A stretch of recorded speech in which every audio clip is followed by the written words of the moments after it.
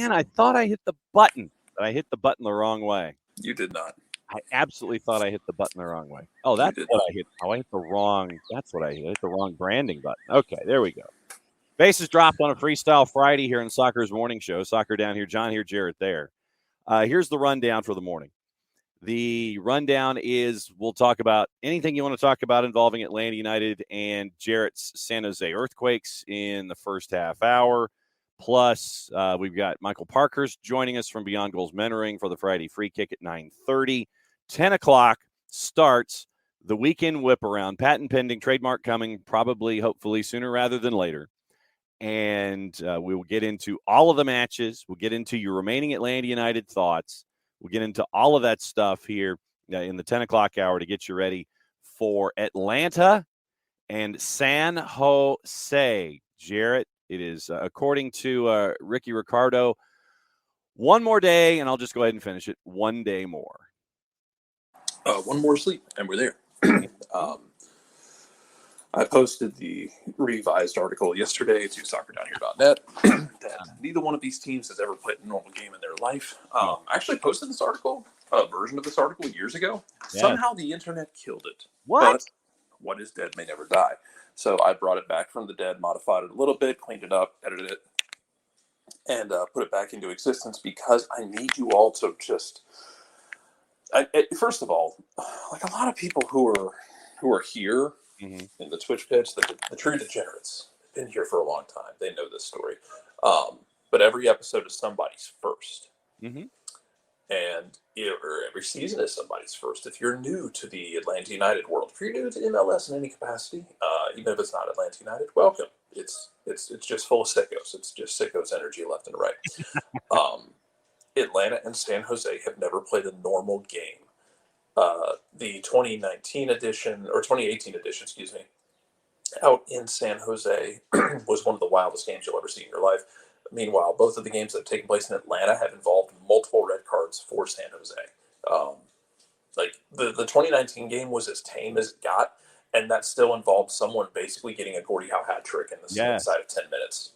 Scoring, then getting sent off and getting in a fight. And, I think he actually didn't have an assist. He didn't have an assist. Okay, so I was going to say goal assist fight or goal assist red. Is that the Gordie Howe hat trick? Yeah, it's really the Dom Dwyer, or the Tati is the goal assist yellow. Okay, and that yellow has to be as orange as humanly possible without getting sent off. That is the Tati Castellanos. It's really the Dom Dwyer of you scored a goal and then you got sent off. That's fair. That makes sense. Yes, so this is fine. But these teams have never played a normal game. I'm looking forward to it. I guess because and I know people have their pessimisms and their optimisms, specifically for Atlanta and for other clubs, but I don't know if it's because of a lifetime of watching baseball and the concept of spring training just being different. It's just that hope springs eternal thing in the spring. It's just something about, the sun starts coming out in February because, as we all know, January is a month of just clouds and misery. January is the worst month of the year because the holiday season is over, but you still have the cold weather, the clouds. It's still kind of miserable. But February is when people start reporting and training starts happening, preseason games kick off, and then you can just kind of see the light at the end of the tunnel.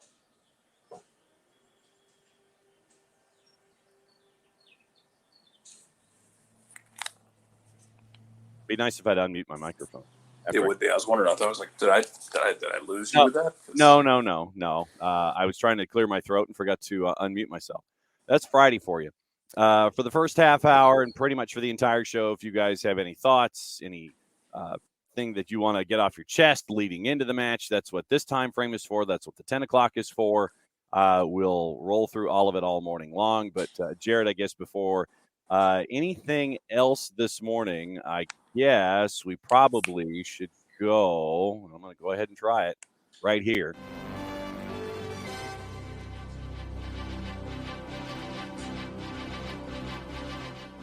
Fabrizio Romano and Ben Jacobs reporting Miguel Almiron has signed a new contract at Newcastle until June of 2026. It's a new deal. Quote, I felt at home at Newcastle from the beginning. I'm very happy to stay here, and I'm going to keep giving everything on the pitch, according to Fabrizio Romano, Ben Jacobs et al. So Miggy is staying at Newcastle. At least he'll be under contract for the next 3.5 years. Good for Miggy. He has earned it. We've talked about it before that it wasn't always sunshine and rainbows. Steve Bruce will do Newcastle. Yeah. Yeah, man. Steve Bruce will break you. And we thought he was going to break Miggy at one point. It felt like there were times where, he was, I think, really people were getting tired of it because they had paid so much money for him. It wasn't working, but you bring in Howe, and now look what you have. You have a guy who you're re-signing for 3.5 years. And the PI. And sorry, Alex, but what are the odds he finishes that contract without getting sold to someone for a lot more money? Yeah, and I mean Alex is right there at the bottom of it. He's ready to rock and roll. It's a smart move, even if they want to move him. Yeah. Yeah, Will's right. We should bring him back to do the Golden Spike. If you brought him back to do the Golden Spike, the whole place the roof might come down. Oh, you're going to have to shut down the stadium again for another 8 months to fix the aperture. You may as well just go ahead and open the roof, so that way all of the energy has a place to go out, I would think. Yeah. Tom saying, I heard from a friend that Gigi was in training. Someone who's at training ground. I'm puzzled. Yeah, I don't know. So here's where I don't really know how this works, man. Right. Because you're waiting on the visa to go through, and you're waiting on the State Department, and and anybody who's ever dealt with bureaucracy, the most accurate depiction of bureaucracy in human existence is the Vogons and the Hitchhiker's Guide to the Galaxy. They're not mean. They're not evil. They're just bureaucratic and ill-tempered. Okay. Everything has to be, done through this long, arduous process. But I don't know where it sits for training and conditioning versus playing. And I say that because Tom, you might know, and I apologize for my ignorance because I don't remember off the top of my head if he can be out there or not, just running around. Yeah, I don't without having his visa done. Right. So he might be able to do conditioning just to stay in shape, but I don't know if he's allowed to actually allowed to take part. But if it did come through, that would be a wonderful surprise if it came through yesterday. Yes. And he's able to, I don't know if start because he hasn't played. He hasn't played since the end of January. So I don't know if he's going to give you. I don't know if he could give you 90 minutes. I think the last game he played in was Cup semifinal in Scotland. He scored. Yeah. But I'm pretty sure it was the last game he played in, and that was end of January. It's been almost a month since he's seen game action. So I mean, if it did come through and he can give you 20 minutes at the end, it'd be awesome. Yeah. And so I mean that's the that's the fun part. Can you filibuster for a second because I have folks who need to do things to the house. So filibuster for a second. Yeah. And so Tom's point with this person led me to believe it was training, not just doing stuff on the side. See, that would be exciting then because if it then see I apologize. I don't remember the exact rules on the visas. If he's training, maybe he could be available for limited time. Like I said, it's been almost a month since he's played a game, and even then, he came off the bench. At Celtic, he didn't play 90 minutes unless Kyogo Furuhashi was hurt. A lot of times, he was that guy who either started and softened up the defense because he would ragdoll the living hell out of Scottish defenses, which is one of the reasons I don't think he'll have a problem doing that here. I don't think he will care about MLS defenses in terms of being physical with him because if you can play the game physically in Scotland and survive, and not only that, but thrive, you're fine in most places because Scotland doesn't do a lot of things well. Raw physicality and caveman brutishness is certainly one of them. But he was either there to soften things up and to open up opportunities for others, or he came in late in games to basically just for the inverse of that purpose, but also the same thing where it's a tired defense. They're tired from running. most of the time because Celtic pins you back and you are defending. You're doing a lot of quick, sprint movement. But he would just basically post up on a tired defense. There you think go. about like the old days of like the Hawks throwing in Jason Collins against Dwight Howard. Just, hey man, I need you to grab 5 fouls and make him mad, and I just need a body in there. There you go. Teams would have to throw bodies at Giacomakis, but you'd have to be careful with it because Mm-hmm. you don't want to go too far and throw him. Right. But it would be very, very awesome if they were able to if they got this approved, and then basically the music, the Warriors music comes on. That's the Warriors music. Right. That would be an awesome situation. Yeah. If 20 minutes to go, and whoever's in charge of game ops and PA has the ultimate Warrior music come in, and he makes the big run, and he goes in and tries to chase after was it Kamala, I believe, in the match against Hogan. So yeah, if you had that kind of a move, that'd be great. Suggestion from Will about bringing in Miggy to do Golden Spike. If we did it for the Philly game, Ricky Ricardo was requesting that appearance for Miguel Almiron. Come in and have him do the spike for the Philly game. Alex Bassine playing at the level of his contract now, so it's win-win. Happy. I'm trying to think who should do the Philly game. I'm trying to think what's the strongest like Atlanta Philly connection, because like almost in the sense of like Rich is going to hear this later probably. Hey Rich, I hope you're well. Tyrone Mears. No, I almost want to do like, and I know there's the animosity and there's the heel vibe. With Dale Murphy. No, I'm thinking like, get Mike Vick. Okay. Get Vick to do it. Okay. Vic's still a legend in this town. Was super nice guy.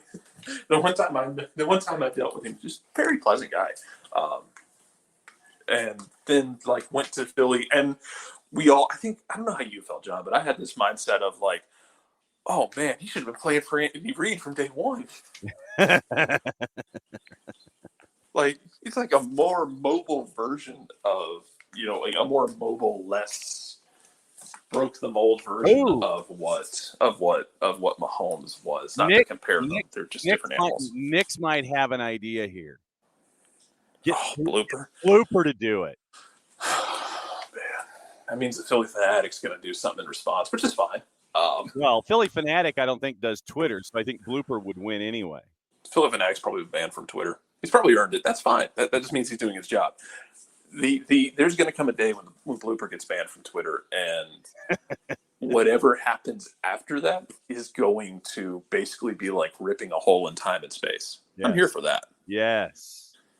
Thank you, Nix, once again for being a part of the family here at SDH. So let's see. Ricky, I want somebody who impacted both Atlanta and Philly in that instance. I could choose violence. I could say Kevin Millwood, who was traded from the Braves because of salary constraints, if I'm not mistaken, and arbitration issues with his price tag, and ended up pitching a no-hitter for the Philadelphia Phillies after he left Atlanta. Right. I could choose violence. Yes. But I'm not going to choose violence. Yes. So David's asking if Blooper can stiff arm some kids or slide tackle them first on his way to doing the Golden Spike.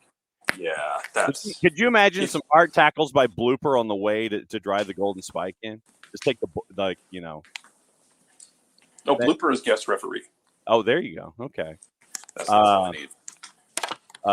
So Ricky is like, the Philly match is choosing that game is choosing violence. It's only right. So Michael Head, if Miggy came back for the Golden Spike, it would be, one, be awesome, and two, be one of the few times you would actually care about the Golden Spike. Wow. Man. How dare you disrespect the Ric Flair moment like that? I know. I mean, come on now. Although I think Tyler, Tommy, and Sid did this on Scarves and Spikes the other night when they were talking to Egan, and they talked about like other wrestlers who should do it, and I think somebody mentioned AJ Styles, and for the life of me, AJ Styles, I adore AJ Styles. First of all, he's an incredible worker. Yep. He's also go ahead. Gainesville's pride and joy.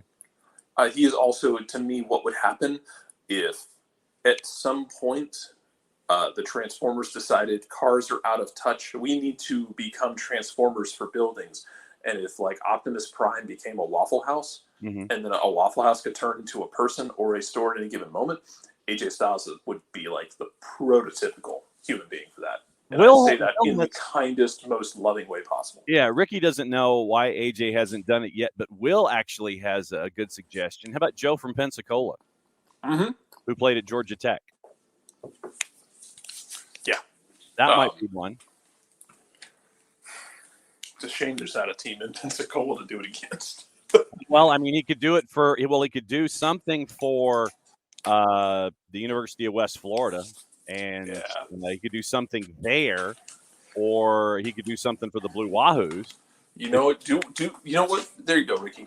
Do Roman for the Philly game, but have him do it in the character. In just we're not going to break character. We're not going to break kayfabe at all. No. He is going to come in and like just have him like indoctrinate different players from the teams that Usos.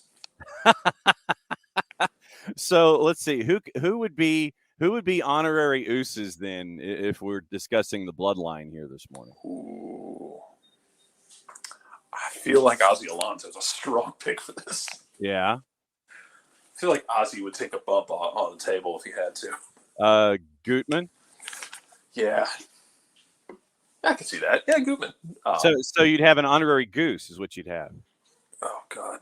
Yeah. All right, well, Dom Dwyer. Dom Dwyer has absurd Dudley energy, too, though. He does. Like, if we were doing – if it's 10 years before – and we're doing an episode of SmackDown or Raw, and we need an Atlanta United players to go out there with the Dudley Boys. Like, man, I'm sending Dom Dwyer. Yeah. I mean, I may not let him take a bump on the table with a 3D, but I'm sending Dom Dwyer out there just to be hype in the same way that, like, remember Trae Young showed up at Madison Square Garden? Yes. because he owns the building? Yeah. Yes. That's what would happen. Yes. Fender goes, if Taker did it, he would die. Well, we don't want that. Yes, Will, exactly. Devon, get the tables. Yes, exactly correct. Exactly right. So, that's the kind of stuff that we're talking about this morning. Any questions you guys have about the match? Jarrett, when you look at San Jose, I know a lot of folks are looking at Jeremy Abobasi up top and the acquisition of Jonathan Mensah for only $300,000 in AM to help out the back line with Marcinkowski and net. What are you looking at from your perspective with San Jose coming to town? Just how they look. I mean, it's an interesting change of pace for them because you're going away from the Matias Almeida world that you have lived and loved for so long. And I say loved in a very loose sense because there wasn't a lot of love, especially at the end. It was really intense. Yes, Arn Anderson is still around, guys. He's an AEW. Yep. He went toe to toe with Sting at one point. Yeah. Between them, they're like 108. Yes. Sting's still taking bumps at like 60 years old. God bless him. Yeah, and he's taking them well. I mean, he and Darby Allin are doing some really good stuff. Yeah. So I mean, it's a different world for the Earthquakes. So not just because you've changed managers, you can change styles as well. Lucha Gonzalez is going to bring in more of that Dallas style. It may not be in excess kind of style, but it is like a changing of a guard where I feel like because you've also lost. You also lost Shea Salinas, who's been there forever. Shea Salinas was one of those guys who for me personally, I just associated with San Jose. He was also that guy who like literally scored in every game he played against the Galaxy when they did the Cali Classico. I felt like if there was a Cali Classico, Shea Salinas was going to score. Yeah. It's just what it was. Mensa's an interesting one, especially with Nathan blowing his knee up. Unfortunately, injuries do keep happening. I want to see how they look because it's not going to be as balls to the walls as it was.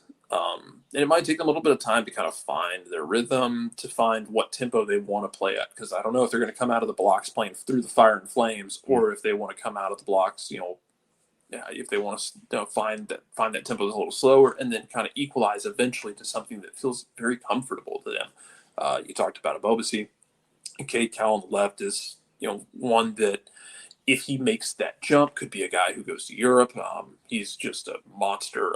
Jackson Ewell's gone from being an MLS Super Draft pick to being just a rock in that midfield. And I know people, especially when it comes to national team discussions, have very strong opinions about him. But I think he does his job well. And that's what we're looking at right now with this particular matchup. Juice boxes are kind of all over the place. And, as we stare at them, Atlanta is a prohibitive favorite. And right now, Atlanta's at a minus 172. It draws the plus 334. And San Jose to win is a plus 417 in the composite. What we mean by that is our friends at Odds Portal, they take a well, I'll give you the numbers on the over coming up here in just a sec, Will. But prohibitive favorite right now in this composite. And what Odds Portal does is they have about anywhere from 12 to 18 different juice box purveyors, and they throw them together in a pile and take the average. So let's see if the numbers have gone anywhere when it comes to over and under. Under 3.5 is a plus 144. Your 4.5 is a plus 329. 5.5 is a plus 700. So that's where you are with 3.5, 4.5, and 5.5. So you're looking at that big number on the board at 5.5 at a plus 700. 4.5 is a plus 329. 3.5 is a plus 144. So for those of us that take the averages of things like that and throw them into a pile, 3.5, you're looking at what? 2.2. Then 4.5, you're looking to get rid of that at 3.2, and then going up. So you're looking at like plus 700. 2 of the 3 matches have gone. Will has 2 of the 3 matches have gone over 5.5. So Will's looking at that 5.5 number at plus 700 as he is going to roll into this as he's checking out the juice boxes as we go through this. Yeah, Will's like, that's that plus 700. That plus 700 looks nice.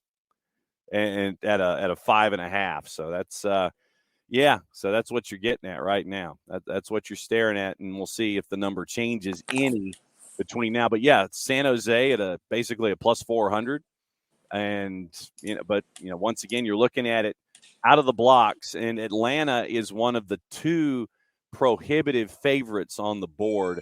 The other dog that is that high is St. Louis City SC, who's at a plus 480 in the composite as they go to Austin. And Austin is the other truly prohibitive favorite at a minus 189. Cincinnati at a minus 164 is 3. So that's where you are with those. And if you haven't, sign up for the Fantasy League. This is your Fantasy League update. Sign up for the Fantasy League. Get friends to sign up for the Fantasy League. Ricky, if you would be so kind, post the link in the Discord and any place that you can think of. We need more folks in the Fantasy League. Go to the Jason Wright Agency Facebook page Jason Wright, AGEN on the Twitters. Cincy is playing Houston at home, Joe. So they're at TQL and they're playing Houston. That could low-key be a really fun game. Houston's trying to – we talked to Glenn yesterday. Check it out if y'all missed that. And if y'all have any interest in Houston, what should be – we talked about it. What should be a sleeping giant of a city for this league and for this country with domestic soccer. Yep. That could low-key be fun. I want to see what Houston looks like this year. And then Cincinnati's trying to build off of what happened last year. And, we'll see if – I know there's about talk in preseason about Brenner, about his situation if he stays here through the summer. Brandon Vasquez trying to build off of what he had.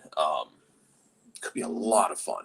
Yep, we'll do that. And so Jarrett will be back in the 10 o'clock hour. It is now 9:30 on Fridays, which means that Jarrett departs. And we bring in another guy, but we have to do the fancy introduction because that's what we do here. It's fancy introductions. And once I can find it, then we'll actually rock and roll with it. So here we go.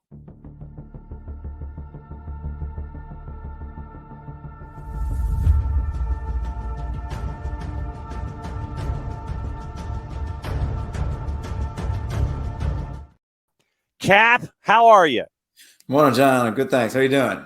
It is that time of year, sir, where optimism springs eternal for every club in America that is attached to Major League Soccer, because we are this close, unless, of course, you're sporting Kansas City or Portland because of Mother Nature, who is always undefeated. You're one day away from the first match of the year. Do you still, even though you're no longer competitive and are active in wins and losses for a franchise, do you still get that, man, we're right there, it's opening day, we're getting that close? Do you still get that itch and that energy?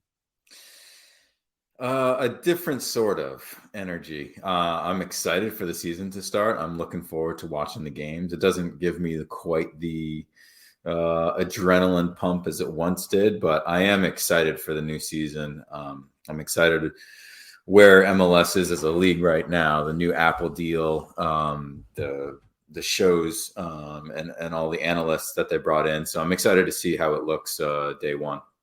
How much deep diving have you gone into in Apple TV Plus? Have you subscribed? Are you in? Do you have an in? Have you gone down rabbit holes? What has it been like for you? Or is it, I'll get there on Saturday, or what has it been like?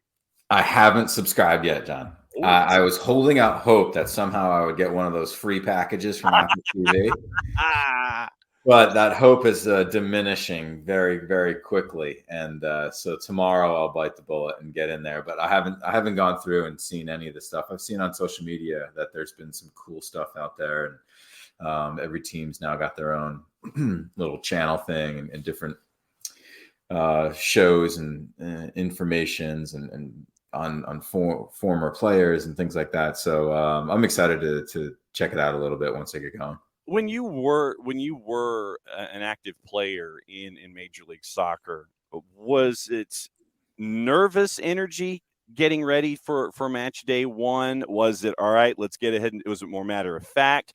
What was your approach, or did it change over time the more experience you had in the league? Did your energy change heading into match day one? Not really. I think it's excitement. You're finally done with preseason training, right? Just kicking each other for 6 weeks, and matches that don't quite mean as much in preseason. So I'm just excited to go out there and compete and play. Always the first crowds are loud. They're big. Obviously we're lucky in Atlanta that they're always big, but in some other places, you get that beginning of the season pump, and you're playing in front of big crowds and stuff. So no, I think that energy was always there, and excitement of starting new and getting it going. When you're in these situations, how did you, and this is a question, I guess, for mentees as well as a mentor, when you're going into a situation for the first time, how do you keep from getting too amped and too over the top and just losing your mind before you even kick a ball, to where your focus could be drifting and you're not focused on the task at hand? How did you stay focused and locked into the level that you needed to going into that first day? Yeah, that's a tough one. And because getting too amped up isn't great either, right? You use up energy before the game, and then you find out, oh man, where'd all that energy go once the game starts? Or you're running around with chicken with the head cut off in the first 15 minutes of the game, and you lose your technique and your composure and all those types of things, right? So I think that's where experience comes in. That's the difference between being young and having some years of experience of getting excited, but knowing like, all right, we've got 30 some odd, 40 some odd of these coming down the chute here. So as excited as I am, I'm going to take it as day one, game one, and, get prepared, but, not shoot everything out of the gate real quick. Did you have to put your arm around some of the younger players as you were more of a veteran and go, because obviously you'd be seeing those young guys, and those young guys are probably just shaking, and they're like walking Monster Energy drinks, It's just you have to sit there and it's like, dude, just dial it back. Everything's fine. You don't have to be like this. You don't have to be this way. You can dial it back, save your energy. Did you have to counsel younger guys when you were older?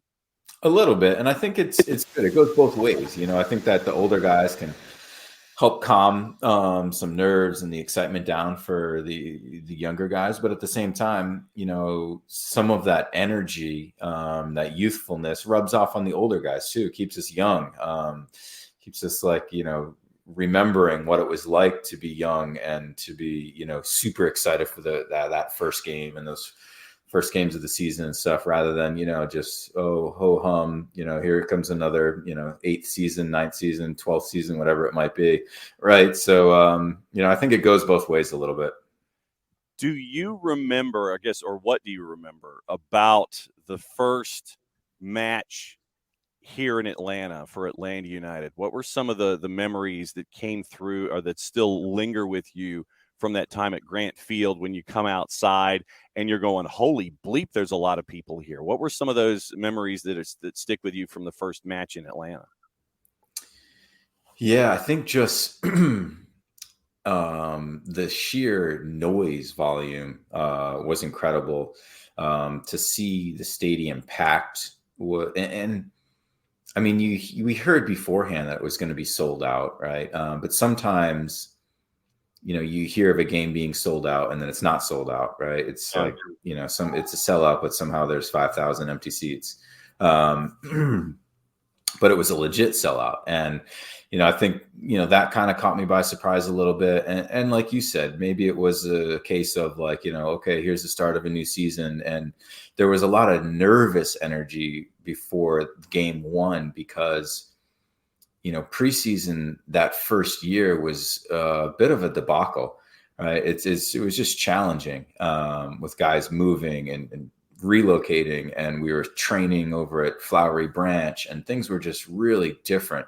And we were really up and down in preseason. So I think it was a little nervous, and we didn't play a ton of top teams. And so it was like, man, we're playing against the Red Bulls. We might get crushed. They're perennially one of the strongest teams.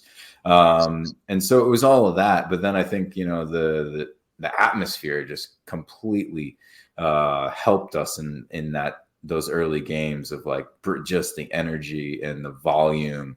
It's just incredible.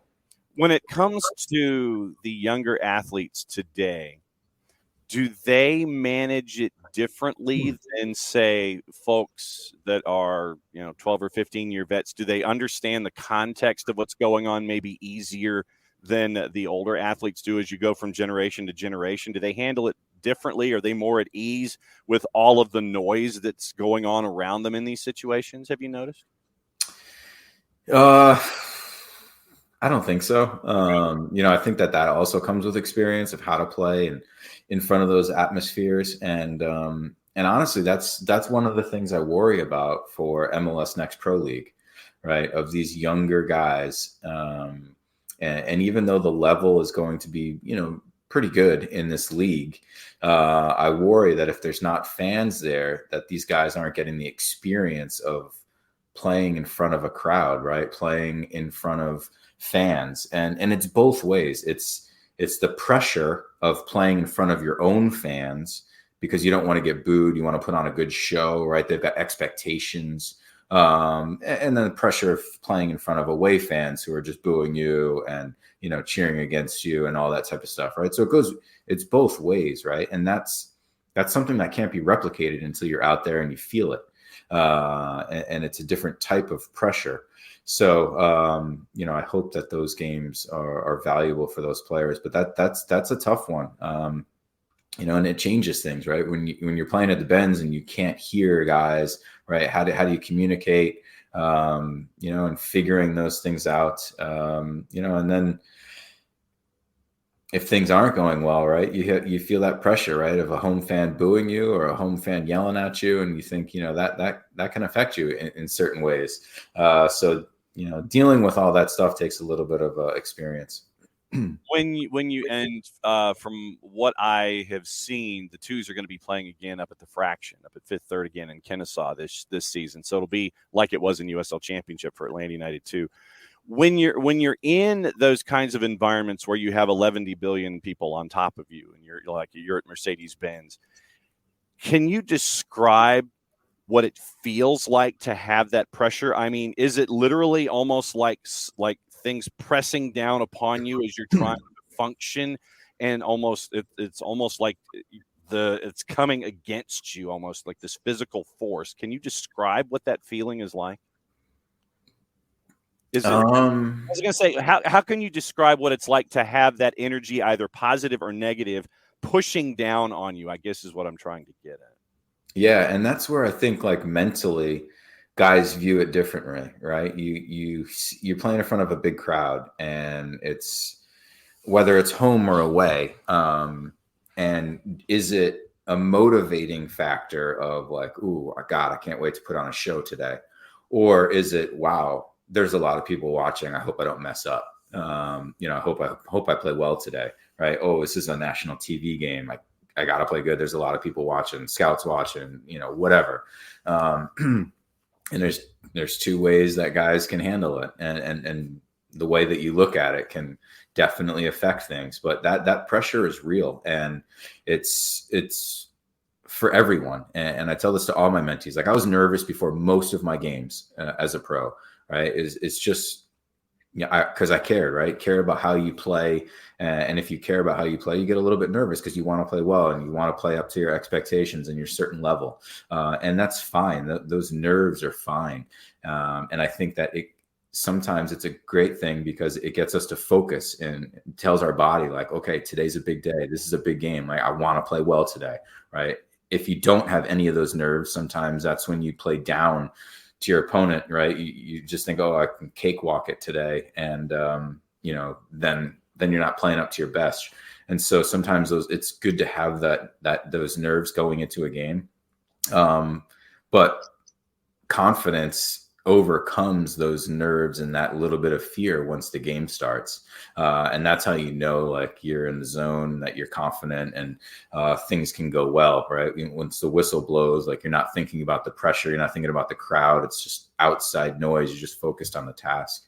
It seems like almost like driving a car that has multiple gears to it, and a gear shift where you're trying to learn the gas and the clutch, about pressure versus energy, and trying to make sure that you're shifting the gears the right way, and that you're not sitting there and popping the clutch every single time, that your energy's at the right level, and your nervousness helps you as opposed to overtakes you.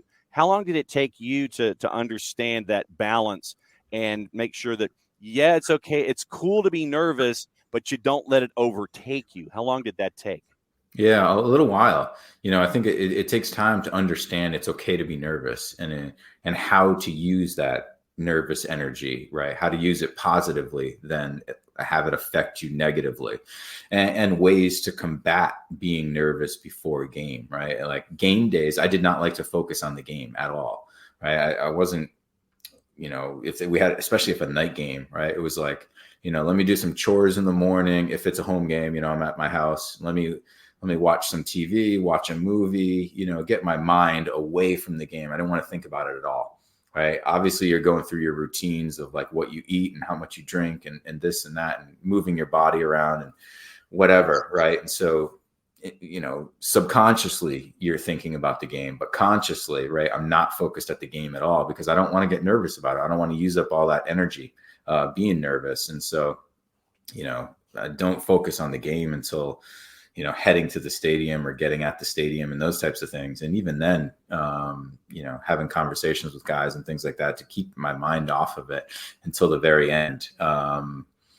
So there's different ways that you can kind of get about things, and all that takes a little bit of experience of knowing what works for you, and, going through some trials and tribulations, because, even in the beginning of my career, for sure, it affected me. There's no doubt about it. I hadn't learned, how to play in front of big crowds and how to deal with that and the pressure of, making mistakes and guys punishing you for it and letting a team down and letting fans down and those types of things. It takes time. It seems like at the same time, though, and I say this as someone who has covered you and athletes in these situations, that you want to try your best to get fully away from it, even though that you can't. I mean, it's still got to be there in your mind somewhere. It's like, okay, I've got to do this. I have to manage this. I've got to figure out what I'm doing here. If you're still kind of back timing your day, leading yourself up to game prep, and the folks around you know this too. And it seems like that really they might be walking on eggshells too, or they're trying to sit there and steer conversations. It's almost like conscious efforts from your entire environment to make sure that you're still as focused as you can, even though it's still the elephant in the room, it seems. Yeah, the locker room before a game is a unique place because, different things work for different guys, and you've got some guys, pumping themselves up and like early before a game and like, really getting themselves going. You've got other guys at the other spectrum, like, watching TV, still in their suit until like the last minute, and, it's just like other guys are on the treatment tables for a while. And it's really interesting to see how guys prepare and what they do. Right. And finding out what works for you. Because, we're all different and different things work for different guys. And you just got to let guys get prepared, how they got to get prepared. And some of that's like, you don't want to have a conversation about random stuff if a guy's really trying to focus in, or vice versa, right? If a guy's, just chilling out, you don't want to be going over there and talking about tactics about certain things, right? So it's finding that balance of when to do that stuff and, and you find guys that are kind of similar to you and that's who you hang out with before games. I was going to say, I mean, it's like you got this entire room of folks. I'm sure that you, in the past, in your locker rooms, you sit there and you look over at somebody and, somebody's like trying to Hulk up or something or look like the Ultimate Warrior, they're trying to run through walls and everything. And you're just like, man, that it's like, dude, just dial it back like 19 notches. Everything will be cool. That was me and Brad Gazan right there. That was me telling Brad, would you chill out, dude? Like, relax over there, dude. Like, I mean, seriously, he's one of those that's like trying to Hulk up before matches. Is that how? He's had 15 coffees, so he's just bouncing off walls over there. Incredible, but he's one of those guys that's like, he can get that way like an hour before the game and consistently just stick with it, and that's why he's like yelling all the game, right? I don't know. He's a different human being, but it's so different from me. And so I used to give him a hard time in the locker room, like, chill out, dude. Like, you're just like you're lobbing shots at him while he's sitting there and he's pounding coffee, huh? Yeah, and our lockers are right next to each other. So yeah. Okay, so who else, without breaking confidences or getting out of school? I mean, you can say I had a teammate who else was dialed up out of their minds that you kind of stared at him and were like, man, it's like chill. Decaf would be great for you. Were there other dudes that were really in dire need of decaf or hooked up just entirely too much? Yeah, Leandro was like that too, where he was animated and bringing energy into the locker room. And some of that's good, right? Bringing some energy into the locker room, right? Brad's infectious with his energy sometimes. Leandro was like that as well. But we had a bunch of guys on the other, like Darlington, Jeff, myself, we were definitely on the other spectrum. As far as more low key. And I could see Big Red and Darlington and you just kind of looking at everybody else who's on the other side of the spectrum going, man, what is up with that dude? I could see Jeff just maybe look at Brad and just all he'd have to do is like raise an eyebrow or sit there and point and go, that? I just had this vision of Jeff that way in the locker room. Am I far off? No, not far off at all. He'd be over there, reading the news or hanging out, in the hot tub. We had a crew that would get in the hot tub before the game, and that was our area to just chill out and relax. And, and this was probably 45, 30 minutes before you go out to warm up. And we're just in there shooting the breeze, talking nothing about soccer, just Seriously. Yeah. Just hanging out. Every now and then there's TV in there. If there's another game on, maybe we're watching stuff. I mean, you seriously could detach. You got to the point where you and, Darlington and Jeff could detach that much, knowing that, we got to go to work in X amount of period of time, but you guys could seriously put everything, you could lock your brain off that much and sit there and just kind of chill. Yeah. Well, all the preparation was already done. All the little conversations about tactics and, matchups and this and that. Most of that was already done. It was done, 2 days before the game, the day before the game, that type of thing. Any last minute stuff was usually like after warmups or, during warmups, but yeah, that time period where we're in the locker room before going out for warmups, a few of us, it was just chill time, relax, shoot the breeze until we're, a couple minutes before warm up, and then you start to get the energy going.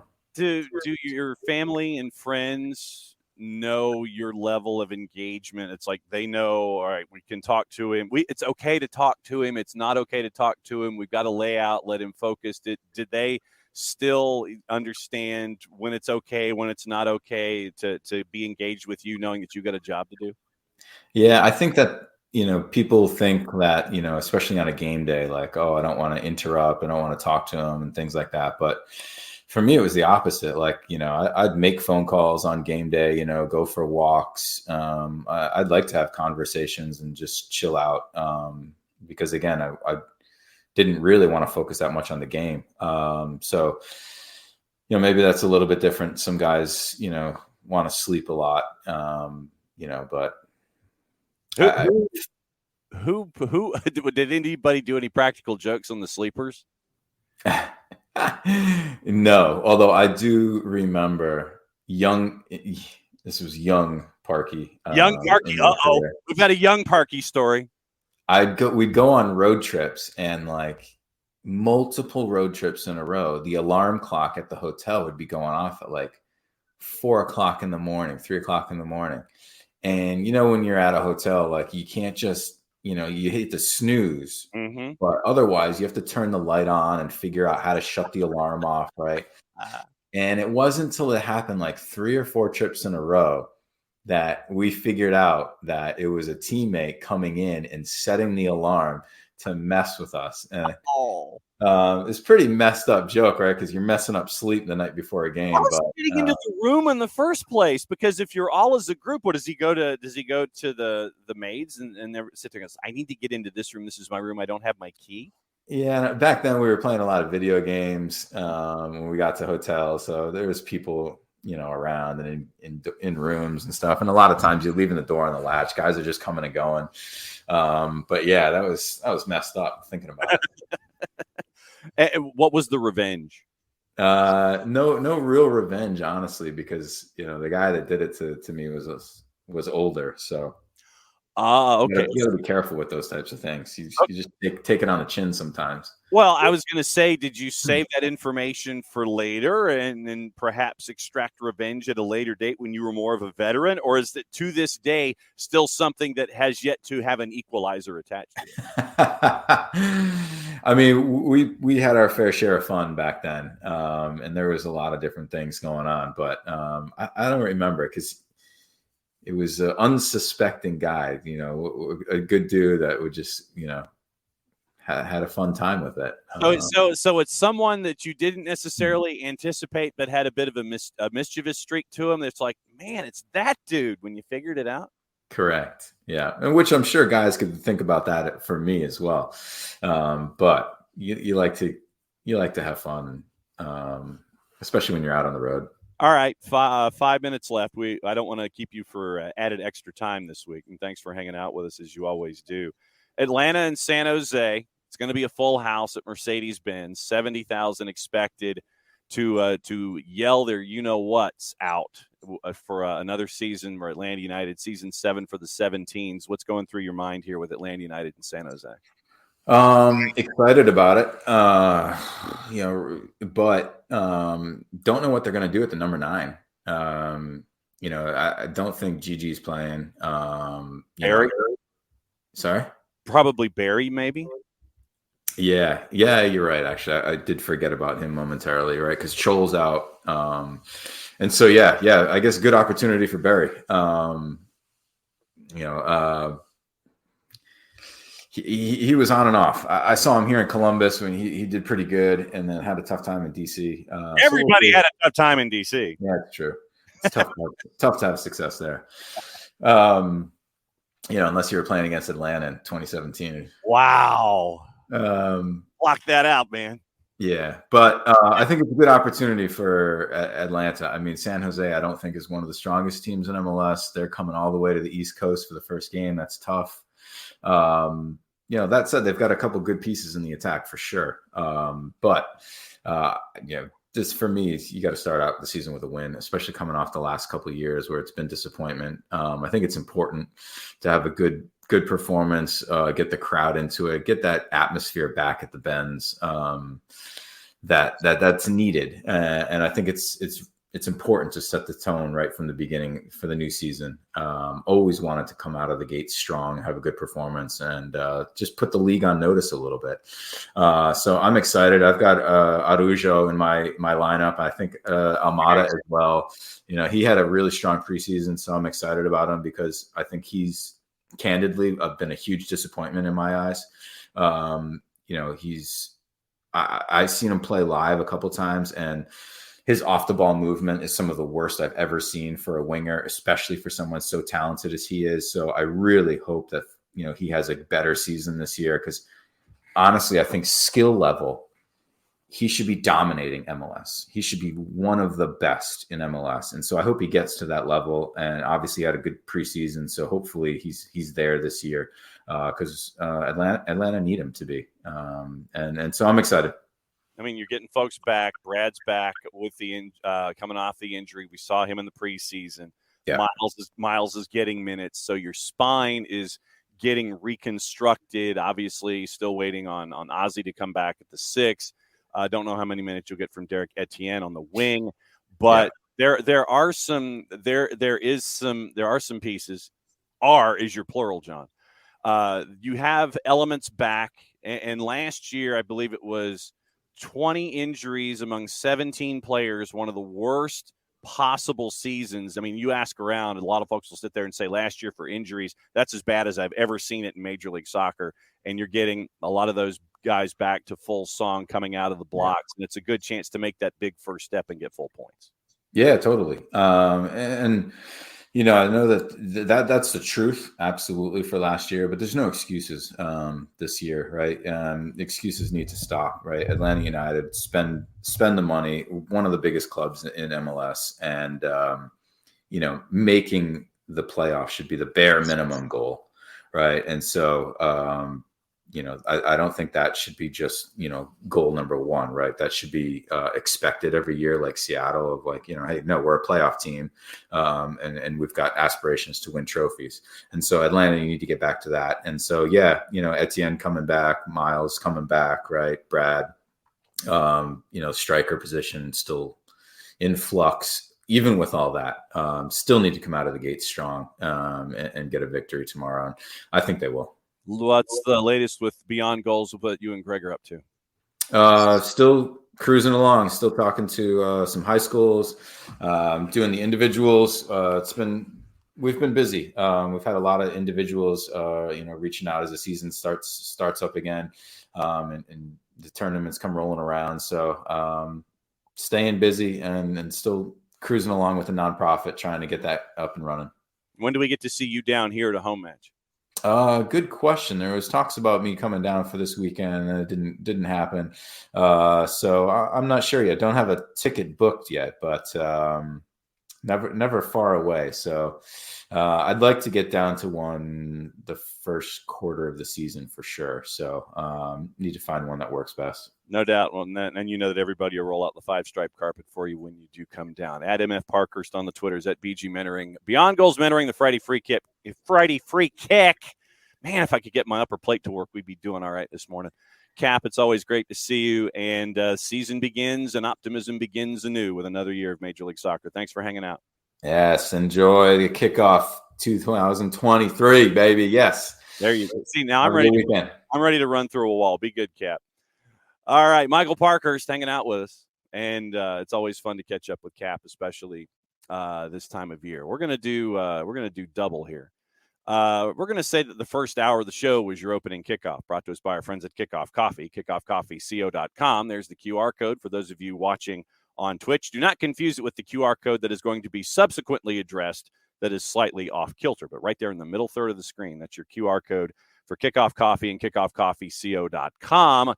Use the code soccer down here 15. You get 15% off your purchases, and they take 10% and reinvest it into the youth game. And very, very cool stuff from our friends at Kickoff Coffee and kickoffcoffeeco.com. Since it is the top of the hour, it is time to read promos, and that means we have to adjust our levels. Now, we said 11 because we need it really at like 11 and a half. But we're at 11, and we're going to hit the rock button and talk about our friends from Eliminize. For our odor-free, clean, fresh air, one place you need to go, it's Eliminize Service. Eliminize Service deodorizing enclosed spaces like houses, apartments, and condos. They've created a customized solution that eliminizes all organic odors, including those like pets, cigarettes, and food. Realtors and property managers use Eliminize Service to eliminate bad odors to help them sell or rent their homes that much faster. It's a turnkey process. Makes it easy to work with realtors and property managers. Eliminize Service, kind of the environment, offering a green way. We like green ways to get rid of odors without any kind of toxic residue whatsoever. Different than Febreze or your favorite masking agent that you have under the sink or above you in the cupboard, because when you reach above you in the cupboard or underneath the sink and you bring out said masking agent and you spray it in the air, there's a reason they call it a masking agent. You're just masking the odor. You're not attacking the problem all the way down to the molecule like our friends at Eliminize Service do. Pricing very, very easy by the cubic foot or parts per million to come up with a price that's affordable for you. Offering results in 24 hours or less. Any questions that you have frequently asked or otherwise, you go to the website. And this is where I grab my pen because this is our homework assignment. Website's eliminize.com, but after the .com, do us a favor. Go /Atlanta, type that in so they know what part of the world that you are addressing them from so they can help you attack your issues. Full homework assignment, ELIMINIZE.com/Atlanta, eliminize.com/Atlanta. For odor-free, clean, fresh air, proud sponsors of everything SDH on a match day preview Friday. And we're going to preview all the matches here in hour number 2. Jared Smith will be joining us. We'll go through all of the picks once again. Remember, join the fantasy league. Jason Wright Agency on Facebook, Jason Wright AGEN on the Twitters. Join the fantasy league, join the fantasy league, join the fantasy league. Tell your friends to join the fantasy league because there's always some really cool stuff with the fantasy league. So once again, thanks to Jason Wright and the Jason Wright Agency for sponsoring the fantasy league this year. Jason Wright Agency on Facebook, Jason Wright with a WAGEN on the Twitters. You guys were really busy in the Twitch pitch while we were talking to Michael Parkhurst. Yeah, Parky's all fired up. And that's the way it should be. Well, but Joe, that's the thing. Okay, so we're back to grading promo reads. Okay, excellent. Sean, it's been the same promo read for about a year, and he gives me a 5.8. Joe says the music was non-existent, so he gives a 6.2. The problem is, and we talked about this earlier in the week, if I put the level at 12, it's too loud and you can't hear me. If I put it at 11, that's okay, Joe. It's perfectly fine. If I put it at 11, you got what you got this morning. What we need is an 11.5. Thank you, 4Card. 4Card with the highest grade of the morning at 7.5. We need an 11.5 in the audio. Unfortunately, it does not exist for some reason. So I don't know why it doesn't exist. We can't deal in halves. We have to deal in whole numbers. 12 is too loud. This is like the Three Bears. This is like Goldilocks and the Three Bears trying to find an audio level where you can hear the audio and the underlying music and me reading the promo. By the way, Sean, Friday. There you go. Now we're in hour number 2. I need a medium volume, Alex. I really do. All right, so we have a couple of other pieces of news. They are international. I wish. Yeah, it is. It literally it is. 1 through 100, and it is in whole numbers. If it was my shoe size, it'd be at a 13, and you couldn't hear me. So, all right, couple of pieces of news before we get into everything else. Marcus Rashford could miss the Gummy Bear Cup final against Newcastle because of the injury concerns. Southampton have removed the interim tag, and Celis, their interim manager, is going to be the manager through the end of the year. And Europa League draw is up. Arsenal plays Sporting in the last 16. So Manchester United face a second straight trip to Spain after they were paired with Real Betis in the last 16 draw for the Europa League. Remember, United beat Barcelona yesterday. So that one was back and forth all day. Arsenal drew Sporting Lisbon. Juve paired with Freiburg. Freiburg are 4th right now. Juve 7th in Serie A after the 15th-point deduction. And so here's your last 16 draw in full. Union Berlin against Union Saint-Gilloise. Sevilla Fenerbahce. Juve Freiburg. Bayer Leverkusen Ferencváros. Sporting Lisbon and Arsenal. Manchester United Real Betis. Roma Real Sociedad. Shakhtar Donetsk, who won in penalties yesterday over Rennes, gets Feyenoord. So that's your final 16 in the Europa League. Let's see. So, yeah, I know half size has disappeared after double differs. Yes. So, yeah, he was. Parky was blunt on Aruju. And Luis will also tell you that he wasn't satisfied with what he did last year either. And he wanted to return this season, and he wanted to show what he really could be as someone out on the wing. So I'm looking forward to seeing what Luis Aruju brings to the table here in 2023. So, all right, it is that time, and I need music. I probably need music for this, and we need to come up with something special for it. But we've got juice boxes, and what we will do is we will go over the matches. We will go over what you guys think about all the matches. We're going to save one of the matches. Since most of these things start at 7:30 in the Eastern time zone, we're going to preview everything. And this is the Weekend Whiparound, and it starts officially right now. 4:30 Saturday afternoon. And remember, on Apple TV Plus, everything is free this weekend. It's also on Big Fox. Nashville and NYC.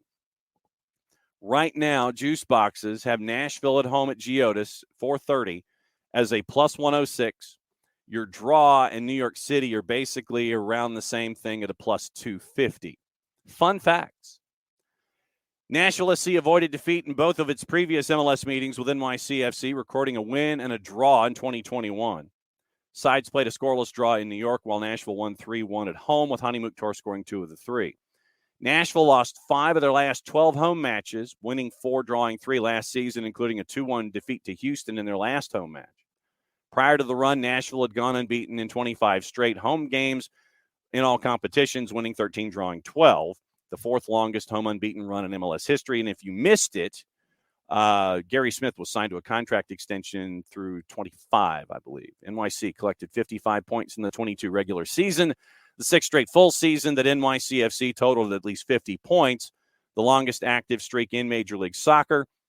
Only 2 teams have had longer streaks in league history, the Galaxy 7 straight from 2010 through 16 and Red Bulls from 2012 to 2018. Hani Mukhtar, 2022 MLS MVP, involved in at least 1 goal in 22 matches during the regular season, 23 goals, 11 assists. Only 3 players in Major League Soccer have been involved in a goal in more matches in a single season. Carlos Vela, 25. Joseph Martinez, 23. Wando, 23. And with the departures of Sean Johnson, Alexander Callens, Maxi Morales, Santi Rodriguez, although it's linked that Rodriguez is coming back, only 3 of the 11 starters from NYCFC's MLS Cup winning side in 21 remain on the team. Tavon Gray, Maxime Chanot, and Alfredo Morales. Juice boxes are looking at Nashville to plus 106. I think we can go there as well. 7:30, Charlotte and New England Revolution. FC Charlotte is plus 108. Your draws are plus 272, and the Revs are a plus 227. Our friends Willie P. Style and Jessica Charman calling that one up in Charlotte. Fun facts. Charlotte and New England, each one at home against the other in 22. Charlotte won 3-1 at the bank. With that win, Charlotte became just the third expansion team to defeat Bruce Arena since 2010, Portland in 2011, Orlando in 2015. Charlotte FC collected 42 points in its expansion season with its 1.24 points per match, slightly better than the expansion average of 1.14. Charlotte won 10 home matches last year with only one expansion team in the post-shootout era since 2000, having more, and that was Atlanta United with 11 in 2017. New England went from an MLS record 73 points in 2021 to missing the playoffs with only 42 last year, a 31-point decline. Excluding the shortened 2020 season, there have been only 3 larger point drop-offs from year to year in league history. Most recently, Toronto, 33-point drop from 17 to 18. Karl Swiderski scored 10 goals, team high for Charlotte last year, including his first 2 coming in the win over New England in March. Charlotte won 6 of the 7 matches in which Swiderski scored last season, losing 1, while they managed just 7 wins in the other 27 matches, losing 17. The Revs are winless in their last 9 season opening matches, the second longest active streak in MLS, with only the Fire with 13 straight having a longer run.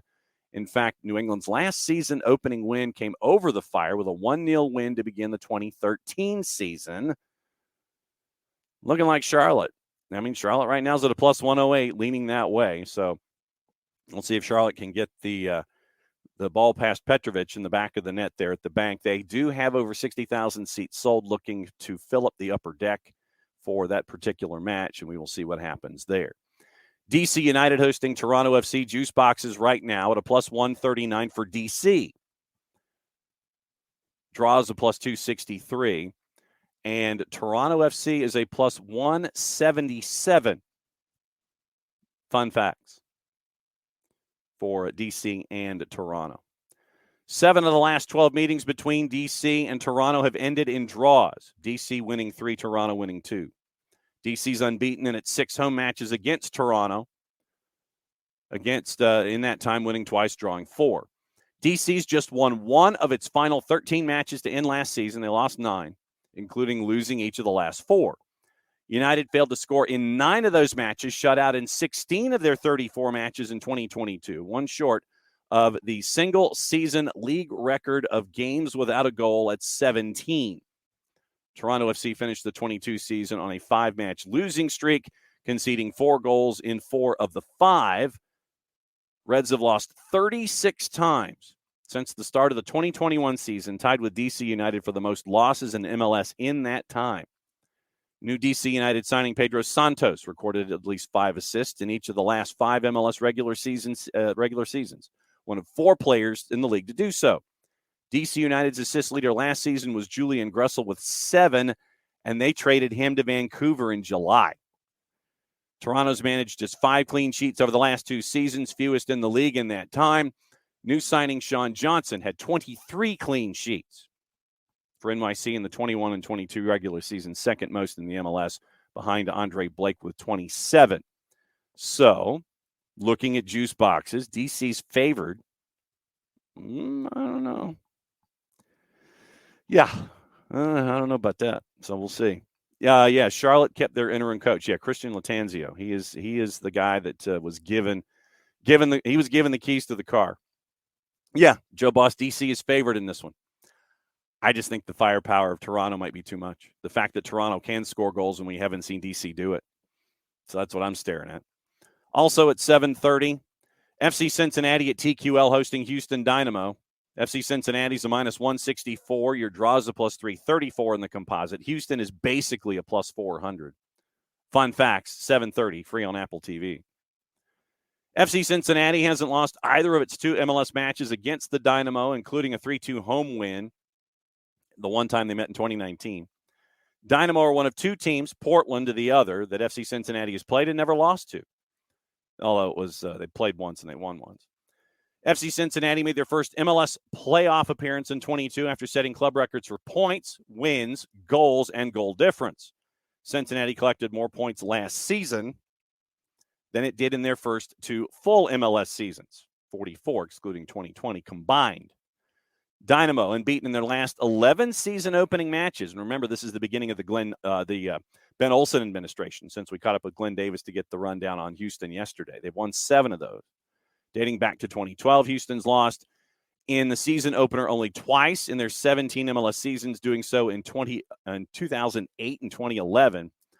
Brenner and Brandon Vasquez combined to score 36 of the 64 goals during the 22 season. The pair each scored 18 times, making them the first out of teammates in MLS history to score 18 goals each in a single regular season. Ben Olsen, one of 3 people to both play and coach in at least 200 regular season matches, along with Jason Kreis and Greg Vanny. That's your fun facts on that one. We told you the juice boxes. I think it's going to be a tall order for Houston out of the blocks. So I think that, I don't know if you're in fantasy, and if you'd like to join the Fantasy League, please do so. Go to the Jason Wright Agency Facebook page, or go to Jason Wright W with a right, Jason Wright with a W, AGEN on Twitter, and sign up for the Fantasy League. Tell your friends. Sign up for the Fantasy League. Tell your friends, and it would not surprise me if a lot of folks loaded up on both Brenner and on Brandon Vasquez in fantasy. So along those lines, and I know that Ropes was wondering if we were going to be doing fantasy this show as a part of everything. I will tell you my roster. I will give you my roster for fantasy, and we can compare and contrast. I've got Brad Stuver in net. Because it was too expensive to have 3 Philadelphia guys going up against Columbus, I have Elliott and Wagner, with Kessler from New England going up against Charlotte, and Brooks Lennon at the back. I have Sebastian Driussi and Ethan Finley from Austin to go with Thiago Almada and Mark Delgado from L.A. in El Trafico at the Rose Bowl in front of 9 gazillion people. I also have Bernadeschi, and Vasquez up top, and I've got a bunch of 4 million guys on the bench with Quentin Westberg as my reserve keeper at 5 million. So that's my roster. Feel free to share yours in the Twitch pitch this morning. Also on your grid. So, yeah, I think a lot of folks are leaning Cincinnati, and don't be surprised if folks try to fit both Brenner and Brandon Vasquez on your fantasy team. Also at 7:30, Inter Miami and Montreal. Inter Miami is a plus 148. Your draw is a plus 248. CF Montreal is a plus 175. You look at your fun facts for this one with Inter Miami and Montreal. Once again, all of them are free on Apple TV here on opening weekend. CF Montreal's won 4 of their 6 meetings with Inter Miami, drawing and losing the other 2, including the 3-1 victory at DRVP in K last October. Miami's only win in the series came in Florida, 2-1 in July 2021. Inter Miami reached the playoffs for the first time in club history in 2022, doing so because of the big home record that they had. Montreal, in its final home match last season, prior to the defeat to Montreal in the home match last season, Miami had won 11 of their previous 14 home matches in all competitions. CF Montreal finished last season with club records for points, wins, goals, and goal difference. Inter Miami acquired a guy named Joseph Martinez. You might remember him. 103 MLS goals for Atlanta United, 81 more than any other player in club history, 32 more than any MLS player since he joined the league in 2017. CF Montreal won its final 7 matches away of the 22 season, including that 3-1 win at Miami. Longest road win streak since the breakaway shootout was abolished in the year 2000. No team in MLS history has won 8 consecutive regular season games. So, Cincinnati's a little different. Cincinnati. Montreal's a little different. CF is where I was going. Montreal's a little different. Wilfred Nancy is not coach. It is Hernan Losada. You don't have Georgi Mihailovic. You're having to kind of reconstruct things. You're doing so in Miami. I think this one could be a low-key fun match. I would go draw myself, but that's just me. Like I said, that's just me in all of this. We were saving a game because this guy is here. What's up? Welcome, sir. How are you? Tired. It's been a hectic morning already with I've done one radio interview and I've done one podcast interview that'll hit on Off the Woodwork here later today, and I've cut audio and video for March to Match Day. And I am running out the door in about 15 minutes to a meeting. So yes, it is very hectic. So we will keep you for 10. How about that? You got up to 15. Okay. If I'm out the door not out this door, out my door at 10:40, I'm good. Okay, so folks are clamoring for something in the Twitch pitch. So we'll go ahead and hit it just for the sake of hitting it. So here we go.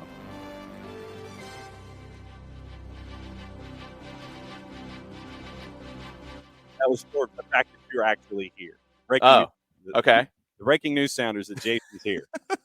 All right. All right. So we saved the preview on the weekend whip around of this match. Juice boxes right now have Atlanta United at a minus 169. Your draw is a plus 338. San Jose is one of the largest dogs on the board, understandably so, would have had a plus 412. So, fun facts, as we always do in this particular segment for this match. When it comes to Atlanta and San Jose, Atlanta has won all three of the matches against San Jose with a combined average of 5.7 goals per match over the 3 games, 17 goals total. Only Minnesota versus Toronto, 6.3 in 3 games, has featured more goals per meeting among MLS matches that have been played at least 3 times. That's funny. We all know Atlanta United missed the playoffs for the second time in the last 3 seasons in 22. Five Stripes totaled 113 points over the last 3 seasons, tied for 19th most in MLS in that time after collecting a league-high 182 in their first 3 seasons. San Jose will start the regular season on the road for just the 3rd time in the last 15 years. Wow. Quakes have lost the last 4 times they've opened the season on the road, last avoiding defeat in a season-opening match away from home in a 2-1 victory. I guess Prairie Dogs were watching this one all the way back in 2003. Joseph Martinez, they went through the statistics once again. For those who didn't hear the Inter Miami preview, they talked about Joseph and all the goals that he scored. San Jose signed Jonathan Mensah from Columbus in the offseason. Mensah leads Major League Soccer with 809 clearances, 449 headed clearances since he joined the league in 2017. He scored 4 goals over the last 2 seasons, 3 of them coming against Atlanta United. So those are fun facts, sir, leading into this game. What do you think? I think the odds are a little too extreme. San Jose is a better team than they were last year, in my opinion. And I think they're just suited to playing Lucci ball, which, if you remember from his time in Dallas, I mean, he's honestly not all that dissimilar from what Gonzalo Pineda wants to do in terms of style and in terms of controlling things with the ball, which I think this team evolved. Matias Almeida wasn't able to get them over the line with the way that they wanted to play. At times, maybe a little too rigid in terms of especially the man-to-man defending. I think the team has turned into something different, and Lucci is probably the guy to get more out of them. Front 4 is honestly, front 6 is really good for San Jose. There's not anybody that, the league is going to put on a Wheaties box, I don't think. But Jeremy Abobasi had 17 goals last year. Christian Espinoza is one of the most talented attackers on both sides in terms of scoring and in terms of assisting. The left wing with Cade Cowell, with Benji Kikanovic, both really talented. I don't know which one is going to be the guy or if it's going to be a little bit of riding the hot hand on that side.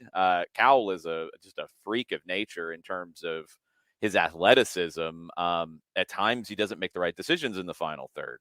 Kikanovic doesn't have as much athleticism, but maybe a little more technical. So it's just which one does Lucci go with?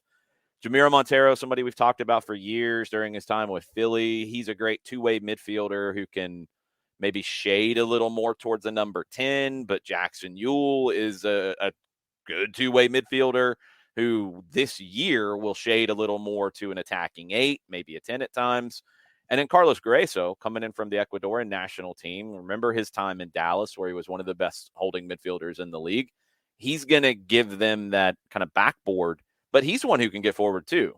So front six, really solid for San Jose, and some breakout potential there in terms of stars.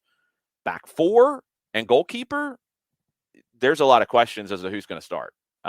Goalkeeper, it could be Marcinkowski, it could be Daniel, the Brazilian. Daniel was brought in as a TAM player, but Marcinkowski has been the guy. Marcinkowski played a lot in preseason.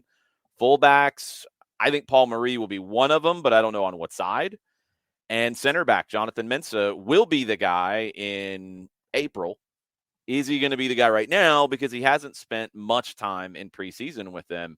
Tanner Beeson is there, Rodriguez, who came in late last year. So the back four plus the goalkeeper questions, the front six, really good.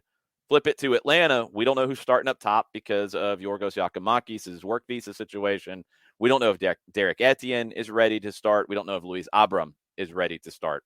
So there's questions both ways. I don't think it's going to be a blowout either way unless it gets away from either team as the night goes on. Like, I'm not looking at it as Atlanta's a massive favorite and San Jose has no chance. I'm looking at it as a pretty even game coming in, shading towards Atlanta because of being at home, because of the long trip for San Jose, because of a new manager in Luchi Gonzalez. Shading it towards Atlanta. Atlanta could end up winning 3-1 or 4-2 or whatever with a late goal to push it. But I don't think this is a dominating kind of game either way because, honestly, I think it's two teams that are pretty evenly matched. And I'm higher on San Jose than I think most people are.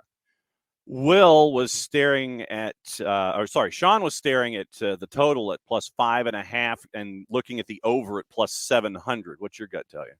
I mean, history would tell you, yeah, you're going to go on the over there and you're going to go on the over in terms of the goals and all of it. But, these are two teams now that maybe, I don't know. I mean, Atlanta United's always wanted possession and the game's turned a little chaotic with San Jose. San Jose in 2019 was pure chaos. In 2018, it was Steve Ralston as the interim manager that day. 2017, the game just turned insane. That wasn't necessarily San Jose's way that year.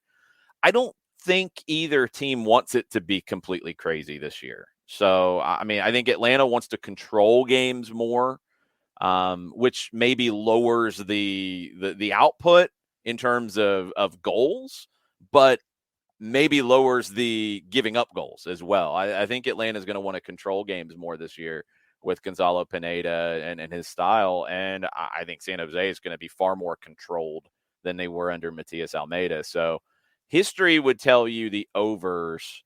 I'm kind of leaning the other way with this. What's it been like at practice this week up at the Children's Healthcare of Atlanta training ground? It's just a buzz to get this thing started. It's just an excitement in the air.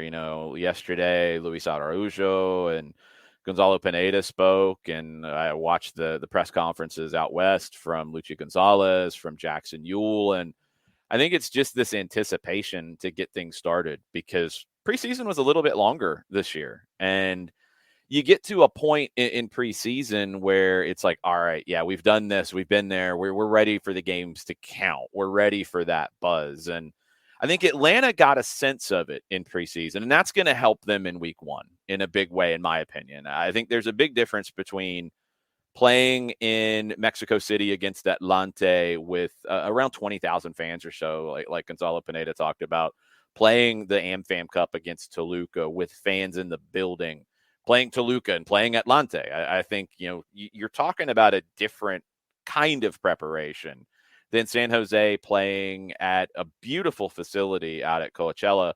But, it felt maybe like a youth game in terms of not a huge crowd. There were fans there, but it's not like playing in front of 20,000. So that's an adjustment for the Quakes. And it's an adjustment in terms of ramping up the energy. Atlanta's ramped up the energy multiple times in preseason. So I think just getting those games under your belt will help Atlanta deal with that nervous energy a little bit more. But everybody's just pumped to get this thing started. We talked to Garth Lagerwey this week as well, and I think you can get a sense of the excitement out of him. So just ready to go. I'm looking forward selfishly to seeing the wings and what we're going to be seeing with Andrew Gutman and with Brooks Lennon as a part of this offense this year. I'm really looking forward to another season with the two of them doing what they can do offensively. Yeah, I mean, I feel like people have looked at me like I have three heads when I've said it, but Atlanta United has the best fullback group in the league. And it's beyond that with, guys like Caleb Wiley who can play as a left back, guys like Ronald Hernandez who can play as a right back, guys like Aiden McFadden who can play on either side. That's 5 fullbacks that I think if any of them play, there is confidence in the job getting done. But you go to the top two in Lennon and Gutman, and then combine with the wingers in front of them and Araujo and eventually Etienne. I think we'll see Etienne. I just don't know if he'll start tomorrow. I think we'll see him at some point for sure. But those relationships, and they're different on either side. And I think that's the thing about Atlanta United to keep in mind for 23 is in the past, when we talk about a team creating their structure and the way they want to play, it was a lot simpler and maybe a lot more mirror image on one side. If the fullbacks go, they go. If one goes and one sits, then okay, that's your plan. But you're asking the right back and the left back to do very similar things. You're not doing that with this group. That's not what Gonzalo Pineda is going to do. And he's explained it. This isn't anything, that is unknown. He's talked about it. I just think maybe it flies under the radar when we get into tactics. Lennon is going to stretch the field wide typically, and that plays to the strengths of Araujo, who's going to tuck into the pocket, into that space between the number 9 and the touchline on the right side. Araujo is going to come inside and sit in between. Lennon's going to stretch the field to the touchline. Typically, of course, that's going to change in moment to moment in the game, but typically that's what you're looking for. The other side, Andrew Gutman, is somebody who's typical in terms of tucking inside. He will at times look like a 6. He'll kind of sit with the holding midfielder. You could see the team in a kind of 2-2 defensive shape as they're protecting themselves from transitions, where the 2 center backs are behind the 6, which will be Sosa eventually, and Gutman. You'll see Gutman then look for opportunities to get forward, but he's going to come inside and make runs. The left winger, whether it's Etienne, whether it's Wiley from time to time, they're going to stretch the field. So instead of on the right side, the winger coming in, on the left side, the winger is going to stretch the field more to the outside. Instead of the fullback stretching it to the outside on the right, they're going to come in on the left. That's really difficult to prepare for. That's really difficult to be ready for if you're an opponent. It's very unpredictable because we saw Lennon against Toluca score a goal from the penalty spot coming inside in the run of play. We've seen Gutman putting in crosses and getting to the end line from the left. They're both very unpredictable. They're both going to get forward a ton. And Atlanta United will want to get into the attacking half, camp out there, and then the key for them in 23 is going to be the rotations in the final third. It's going to be the movement in the final third that, frankly, did not happen in 22. You're not going to have Thiago Almada drop to the top of his own 18 as often to pick up the ball because it's too crowded where he likes to operate in zone 14 at the top of the attacking 18. He's going to be able to have more space to work in. Araujo is going to have more space when he comes inside to work in. The movement will be the most essential thing, and Lennon and Gutman and their roles in that are vital, and that takes a front 4 to an attacking 6 with Hosechu as the 8 being that 7th guy from time to time. Atlanta United will flood the attacking zones, and they've got to have the proper movement to create the opportunities. Lennon and Gutman are essential to that. 2-minute warning, 2 other questions for you. Do we have an update on Caleb Wiley? Yeah, there wasn't really an issue. I don't that got blown out of proportion in a massive, massive way because he's trained all week. He's completely fine. And also, to add to your busy day, we have some other stuff on the network later this afternoon and tonight to talk about. Yes, I was about to say, if there's something new else I have to do, I don't really have a whole lot of time to do it. I will be headed up north to Mill Creek High School. Central Gwinnett is on the road at Mill Creek. You'll be able to listen on the SDH app, on soccerdownhere.net. You'll also be able to listen on the Mill Creek Sports Network. That's going to be really cool. Looking forward to seeing them. And then tomorrow, I'm in the morning on 92.9 from 8 till 11:45. And fingers crossed, we're hoping for an appearance from Kevin Patrick in the morning. Both Kevin Patrick and Kevin Egan, or just Kevin Patrick? Are you still doing this like split personality thing with them? Yeah, because they were both in the same car, and Kevin Patrick had a separate conversation with us when he was on with us driving from Ottawa to Montreal on Tuesday. Okay, I wasn't sure if that gimmick was still going. It's still, yeah. I think we're gonna have Egan tomorrow, actually. Okay. Good to see you, partner. Glad that you dropped in. Yep, I will try to do this on Fridays. There will be some times that will be difficult just because of travel and because of my insane schedule from time to time. But I will try to drop in this kind of 10 o'clock hour, 10 to 10:30 kind of spot as I can. So, and we will reserve the Atlanta version for the weekend whip around for you. So get to it, and we'll catch up with you soon. Adios. All right. There's Jason hanging out with us, and we're going to hopefully have that on Fridays here when we do Weekend Whip Around and specifically talk about the Atlanta match with Jason. So that was fun. And so everybody talking about Jason and the Twitch pitch, very, very cool to see that as well. And yeah, Burn, the high school coverage is fun. Doing that on Tuesdays and Fridays is stuff that we've been doing. I think this is our third or fourth season doing it now. And going to all the different places and showing up and doing matches like we have, doing the Macintosh matches on Tuesday, where we were dropping by and talking, covering Pacelli and Dalton. I mean, Macintosh and Dalton, fantastic matchup early in the season. We'll be back with Macintosh last week of the regular season from the Stars Mill. So Macintosh and Stars Mill will be our regular season finale in the tail end of March. But yeah, Tuesdays and Fridays, under most circumstances, we'll be doing the high school stuff. So thanks to all of you guys for the support. And thanks to Kaiser Permanente as well for supporting us doing these particular, the high school coverage that we do and being a part of SDH on a weekly basis. All right, let's pick back up with the whip around. And join fantasy. I can't say that enough. Join fantasy. All right, so where are we? Do we still have a 7:30 to talk about? Yeah, we still have a couple of 7:30s. Okay, Orlando City and Red Bulls. Purple team's a plus 136. Draws a plus 229. Red Bulls are a plus 202.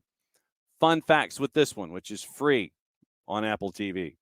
Orlando City won their final two meetings with Red Bulls last season, winning 5-1 in Open Cup semis before a 1-0 win at Red Bull Arena in August. First time Orlando's won consecutive matches against the Red Bulls, having won just 5 of the first 16, losing 9 of those. Orlando City won the first trophy in club history in early September, the 3-0 win over Sacramento Republic in the Open Cup final. I'd love to know when Orlando City is going to get a road game in that tournament. Following the win, Orlando lost 5 of their final 7, winning the other 2, including the playoff defeat in Montreal. Red Bulls won their first 7 road matches of the 22 season in all competitions, including 5 in MLS regular season play, equaling the league record for road wins to start a year. New York managed just 4 wins in their final 13 away matches in all competitions, losing 6 after their strong start. Ersan Kara led Orlando City with 11 goals in 22, only Lions player in double figures. Purple team has had at least one 10-goal scorer in all 8 MLS seasons, the only team in MLS history to have a player hit double figures in goals in each of their first 8. And Lewis Morgan led Red Bulls with 14 goals last season, nearly 3 times more than any other player. Klamala and Luquinhas each had 5. Red Bulls player, I think the only Red Bulls player with more goals in a season over the last 10 years was BWP, who had 5 straight seasons of at least 17 from 2014 to 2018. I'm thinking draw. That's just me. Union and Crew also at 7:30. This one's interesting. Union a minus 141. Your draws a plus 282. Crew are a plus 379. Fun facts on the board in this one as we slide to this particular game, and we can talk about it. Once again, free on Apple TV at 7:30. Union unbeaten in 5 straight matches against the Crew, winning 3, keeping clean sheets in all 5. MLS record for clean sheets against a single opponent is 6. Done 3 times, most recently Seattle against DC United from 11 to 16. Union have won a club record 11 straight home MLS matches, including wins en route to reaching the club's first MLS Cup final. Philadelphia tied the regular season record for home goals in a season, 49. Crew did that in 1998. Posted a plus 40 goal difference, breaking the previous record by 10. Crew tied an MLS record by drawing 10 of their 17 away matches last year. No team lost fewer games away from home than Columbus, 4, tied with Cincinnati and Montreal last season, but only 6 teams recorded fewer than the Crew's 3 away wins. Daniel Gazdag set Union single-season records for goals, 22, and contributions, 32. He, Michael Ua, with 14, and Julian Carranza with 13, combined to score 49 goals last season. Only 3 sets of teammates have combined for more goals in a single season in MLS history. Cucho Hernandez recorded 8 goal contributions, 5 goals, 3 assists in 8 away matches in 22, including contributing to at least 1 in each of his first 7 away games, a league record. And as Jared Smith comes back in, we're talking Philly and Columbus. What do you think? Oh, Philadelphia. So there you go. And here's the thing, man. Like for everyone getting mad about like the comments from the anonymous GM thing. Like, look, they do, like, part of it's true. They go around and kick the hell out of you. That's what they do. They're really good at what they do. Philadelphia has condensed their entire system into a formula, and it works. It involves a lot of kicking. It involves a lot of fouling. It involves a lot of ishhousery. It involves Jose Martinez doing a lot of things that make him really reviled by other fans. But it works for them. Now, if they got to put that up and decide that, like, that's their bulletin board material, fine. Because, like, that was so weird to me. Everyone's like, this is bulletin board material. They literally picked you to win. He said, I don't want to pick them to win, but I'm going to. I don't know how it's bulletin board material. I guess because he didn't like the style of play. I mean, but hey, if it's working for you, it's working for you. Because, they are one. Gareth Bale got off the back 9 long enough to put a header in the back of the net away from winning MLS Cup last year. Like, it's not like this person said they can't play and they're not good and they're going to lose. He said, I don't like what they do. I don't think they're very good, but they win. And I'm picking them to win. He's right. They are good at what they do. Damn it. Yeah. Like, that's bulletin board material, I guess, man. But, like, it's like Philadelphia is full heel to me. I appreciate it. Like, we need heels. The best part about heels, though, is when you get stuff like the New England game a couple of years ago when New England set the points record, and you have the game against Philadelphia where I forget who it was for New England on the throw-in late in the game trying to waste time. Oh, it's Kessler. Kessler kicks the ball into row H, then picks up the extra ball that was there, and then kicks or throws that one into row F. And Philadelphia lost their mind, and it was hilarious because it's kind of fun watching the shoe be on the other foot, but the only reason it's fun is because Philadelphia is successful. Because if Philadelphia was bad and miserable what they did, we wouldn't have this schadenfreude about them getting the shoe put on their foot. We would just be like, well, that's pathetic. But because Philadelphia goes full, Chung Lee on everybody, and sometimes we get to see it flipped around a bit, it's enjoyable. But that's the side effect of being really, really good at what you do. And Philadelphia is really, really good at what they do. And what they do right now is win games. Yeah. And conversation with Michael Head and Rich Ransom on the Twitch pitch. Michael, just win. Philadelphia does it better than all but one last year. Rich Ransom, in all caps, thank you. That's what we Union fans say. As long as we win, we don't care how we get there. And that's totally fine. And everyone's weird because, like, everyone has different I think everyone has different opinions on that. Like, some people want to win a certain way. Let's take college football, for example. Like, for the longest time, like, I feel like until Saban had to make the decision where he brought in Lane Kiffin, it was like, we're going to win, the old-fashioned way. We're going to give the ball to Derrick Henry 400 times, which makes sense. Derrick Henry is a unicorn. Yes. But, like, some people, they have to win their way. They have to win it a specific way for their brain to process it, for their heart to process it the right way. And some people are, hey, Al Davis, just win, baby, however it takes. It's fine. Everyone views it differently. Yeah. And, but especially when it comes, I think this is, you talked about guys like Gazdag, man. Guys like that were the missing ingredient that, like, Red Bull's teams missed in the playoffs. Like, what they hoped Kaku would be, and he wasn't.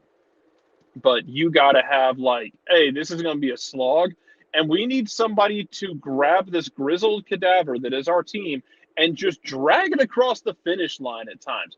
Remember 2 years ago in the playoffs, they had to do that against Red Bulls in a game that literally set the damn sport back 20 years.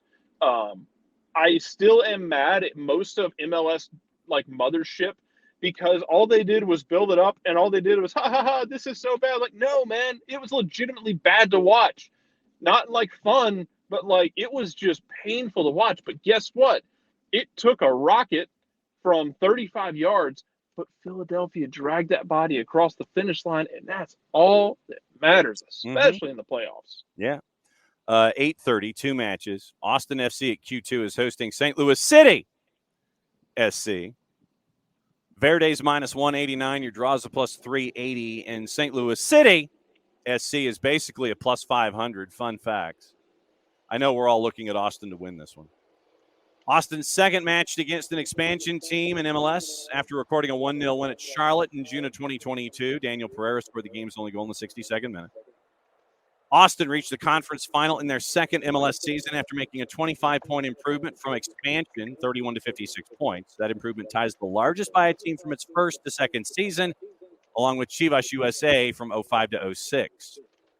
The last 5 MLS expansion teams have lost their first ever regular season match dating back to 2019. LAFC in 2018 is the only one of the 11 MLS newcomers dating back to 2012 to win their inaugural MLS match. That LAFC win is the only time, it was 1-0 in Seattle, that an expansion team started on the road against a non-expansion team and won the match. Fire won at Miami Fusion in 1998. Driussi scored 22 last season, one off Hani Mukhtar's league-leading 23. Driussi recorded a joint league-high 20-goal contributions at home, 15 and 5, as he was involved in at least one goal in 13 of 17 at Q2. Goals in a team's inaugural MLS match have been difficult to come by recently. One of only 4 teams to join MLS since 2020, able to find the net in their first match. It was Nashville. Last team to score more than once in their inaugural MLS match was Vancouver, 4-2 versus Toronto in 2011. What say you, Jared Smith? Austin, I think Austin really has built something good. They didn't lose a ton after last year either. Driussi's back, and it's been okay. So this has been weird. So I was looking at the polls they do where like the GMs and whatnot. So that was a fun part of it, was like seeing how people viewed Hani Mukhtar and Driussi. Yep. And we talked to people from both states yesterday about these teams. And I kind of like, I think in my brain, sometimes I feel like Hani Mukhtar, you might be kind of like waiting on him to come back down to earth.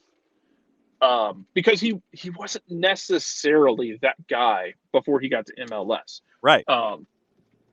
And you're kind of wondering, like, is it going to come down to earth, or did he grow into that guy? Is it kind of like a Giacomakis thing where you're hoping that's what Giacomakis is, where he just took a while for everything to click and then he became that guy? Is Hani Mukhtar that guy that's come down to earth? Because Nashville desperately needs him to be that guy, because I still don't think they have it sorted in terms of other people to put the ball in the net. But I feel like Austin's got more going on, and Driussi, I guess, feels like, and I guess the polls always also back that up, feel like Driussi is the guy that is going to possibly be the face. I don't know. I don't know how we deal with that, because Carlos Vela is fading. Carlos Vela had an amazing run in MLS, an amazing career in general, but he's not what he was even 2 years ago. Who is that guy who, you can slap on a poster outside of just the home market? Yep.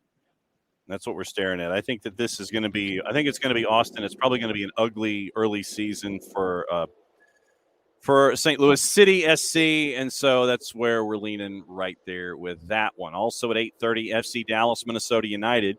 And it was interesting yesterday to have John Schuster crash while John Arnold was on the air with us to discuss, where Schuster is talking Minnesota United, John Arnold is talking about FC Dallas. We fell into a matchup comparison yesterday. There you go. With a golden ticket crash. Hey, man, that's going to be an interesting one as well, though, because, like, after kind of getting lost in the woods a bit, it feels like Dallas is back to being Dallas now. Can Dallas actually get over the mountain? They never have before, even back when Oscar Pereja was running them. They had, I think it was 16 that had Supporters Shield and the U.S. Open Cup, and then, bowed out of the playoffs, I think, in the second round. Yep. Can they get it over the mountain? What the hell is Minnesota this year? Like, if Reynoso isn't that dude, does Robin Lod slot into that place to be the Reynoso? And then if he does, then who's going to be the guy putting the ball in the back of the net consistently? Because that's kind of been Robin Lod. The striker position in Minnesota has big defense against the dark arts teaching position at Hogwarts Energy. Yep. The damn thing is cursed. Yep. Everyone who touches it gets pretty much mega cursed. Mm-hmm. And it either doesn't work, or I'm starting to wonder if Christian Ramirez is the one who put the curse on it, to be honest. Because Christian Ramirez was that dude in NASL. They brought him up into MLS with Minnesota United. The Minnesota United fans still, I think, love him. Yeah.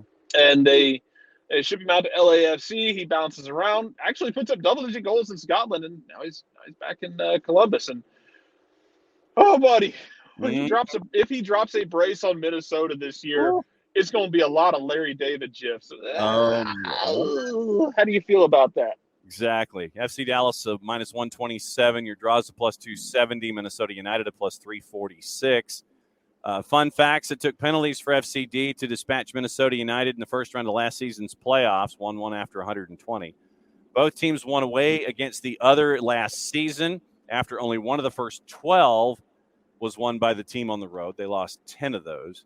FCD unbeaten in their last 13 opening matches. They've won 7 and drawn 6 in their last 13 years, dating back to 2010. Tied with RSL's current run for the longest such streak in MLS history. Dallas last lost a season opening match in 2009, 3-1 to Chicago. Minnesota United collected 48 points last season en route to their 4th consecutive postseason appearance. One of 4 teams, the only one from the West, to qualify for the playoffs in each of the last 4 MLS seasons, along with NYCFC, Red Bulls, and Union. Jesus Ferreira set a single regular season club record with 18 goals for FCD last year. Joined in double digits by Paul Arriola, making them the first pair of American teammates to each reach double-digit goals in a single MLS regular season since Clint Dempsey and Will Bruin in 17. Adrian Heath, the only head coach in Minnesota United's MLS history, is now in his 7th year coaching his 192nd regular season match. Only 2 teams made it longer with their original manager, Dominic Kinnear with 288, Siggy Schmidt with 250. What say you for a decision? You going FCD? Yeah, I'm going FCD, man. I have so many questions about Minnesota. The first one, no Reynoso. Yeah, I mean, and it's tough. Like, we talked about it last week or 2 weeks ago when when we had our weekly coffee time. Yep. And it's complicated, man. Like, it's an Argentine legal issue. Like, it's not cut and dry. Not all legal issues are the same. Not all countries have the same legal process.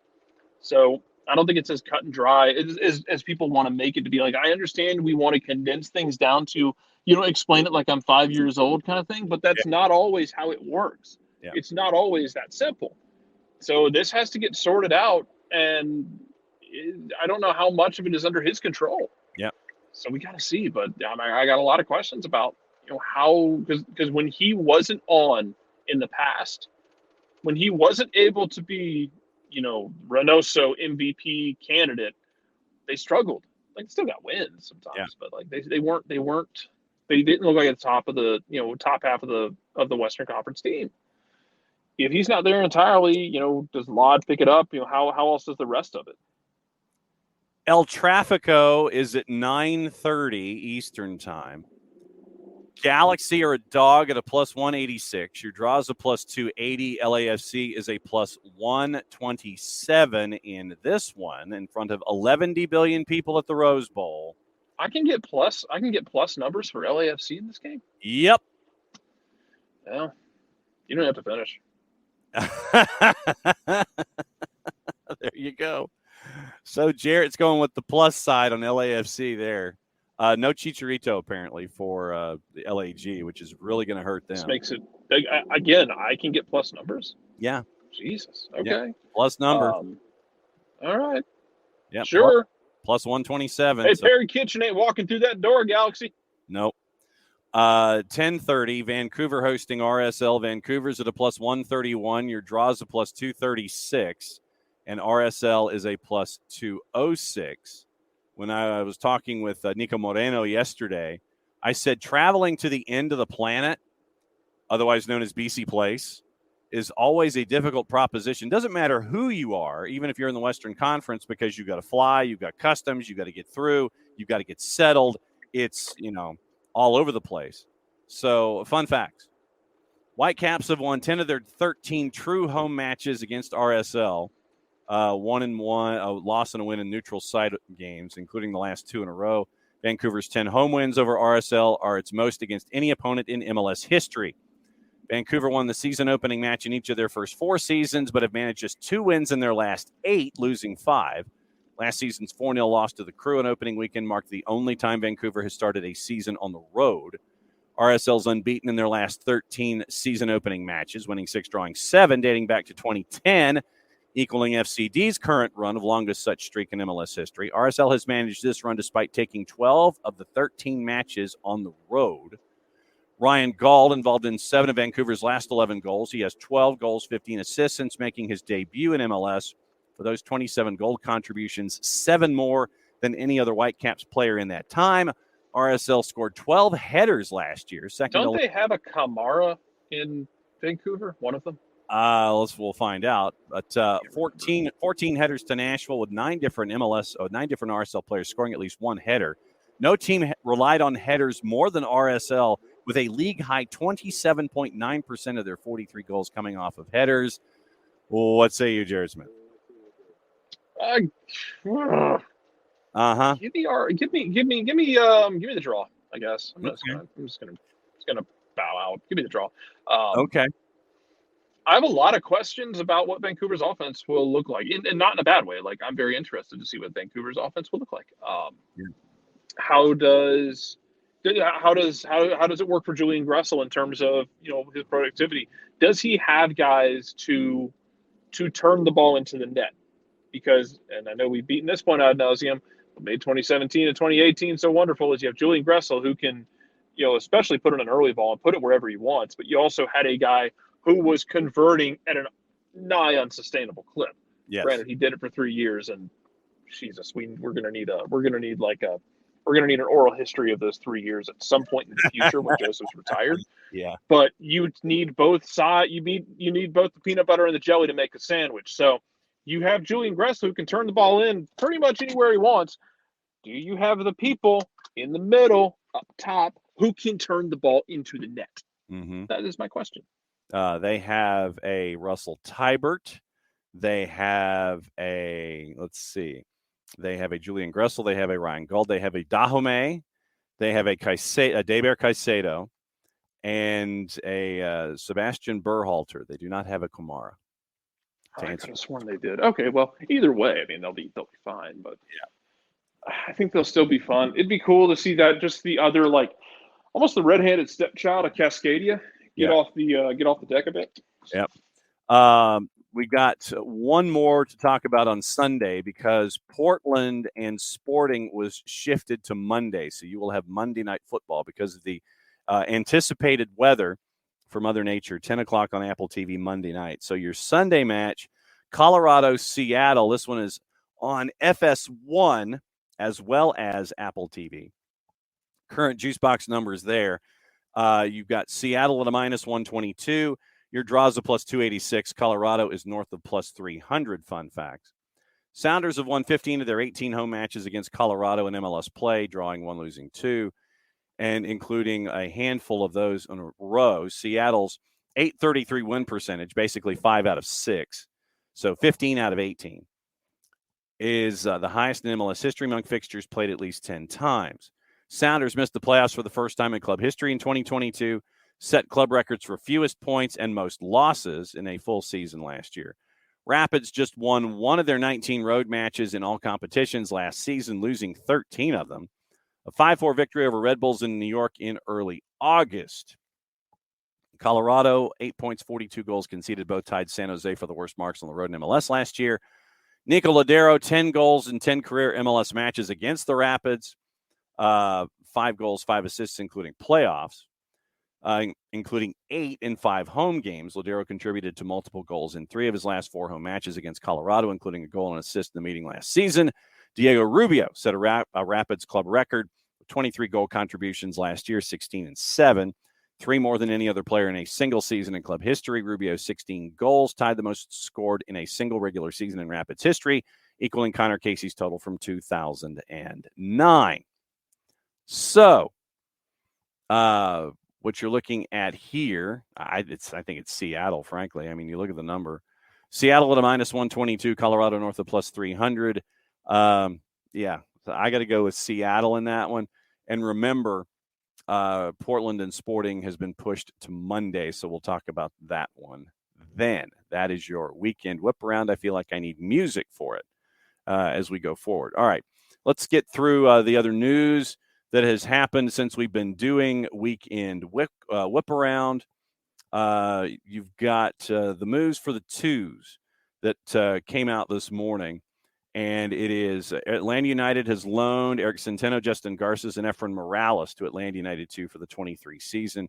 If Jarrett pops back in, we will ask him about that particular thing. Also on the board, getting into gossip, rumor, innuendo, and looking at your news from around the world. Arsenal put Declan Rice at the top of their wanted list. The Gunners unlikely to have the funds to compete for Jude Bellingham. However, Rice would transform Liverpool's midfield if he joined the Reds, according to the club's former midfielder Dietmar Hamann. Bellingham has not been put off by Liverpool's recent poor results, remains an admirer of both the club and Jurgen Klopp. Inter Miami's Phil Neville said MLS is interested in signing Lionel Messi and Sergio Busquets. Of course, they're interested in signing Messi and Busquets. Who wouldn't be if they fit? Barca's Joan Laporta is increasingly confident Messi can be persuaded to return to the new camp. I'd love to know how you're going to pay him. Croatia defender Josko Vardiol has been linked with a move to the Premier League, but RB Leipzig's Marco Rosa expects the 21-year-old to still be at the German club next year. Man U wants to strengthen their defense by signing Napoli South Korea defense center back Kim Min-jae, who has a £42 million release clause. That's from Corriere dello Sport. Meanwhile, United are keen to offer a new long-term contract to Alejandro Garnacho. Out of contract in the summer 24, the club will want to reward him with a significant pay raise. That's from the 4-letter paper. Take that with the amount of information that you traditionally do. Take that at your own peril. Liverpool's Fabinho could be facing the exit after 5 years after Jurgen Klopp looks to refresh the squad in the summer. That's from the Daily Mirror. Tottenham leading the chase to sign James Maddison. Sorry, Knicks. Romelu Lukaku not keen to return to Chelsea after his loan spell at Inter ends at the end of the year.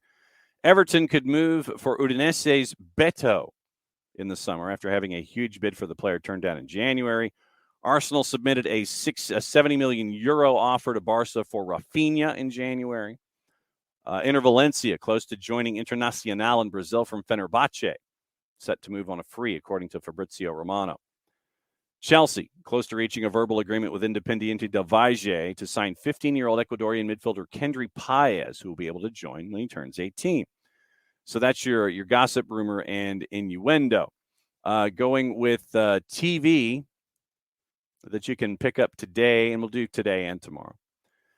BN has Ligue 1 at 3 o'clock with Lille and Brest. The semifinals in the U17 championship at CONCACAF are on FS2 at 5 and 8. Mexico, Panama, Canada, and the United States.